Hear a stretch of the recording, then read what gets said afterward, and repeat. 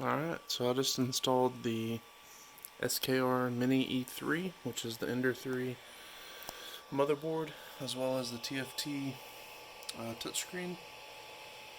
And this motherboard has TMC 2209 drivers, so it's running a lot more quiet now than it used to be.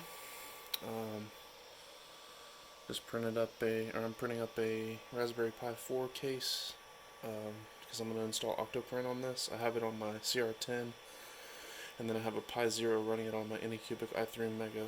But here's just a little preview of how quiet it is. I'll probably do all of the fan swapping that I do on all my printers with Noctura, but it's kind of a cool little touchscreen, shows you a bunch of stats, you can change anything on the fly, but I'll do a full review of that. It also has ports on the side for full-size SD card, USB, pretty easy install.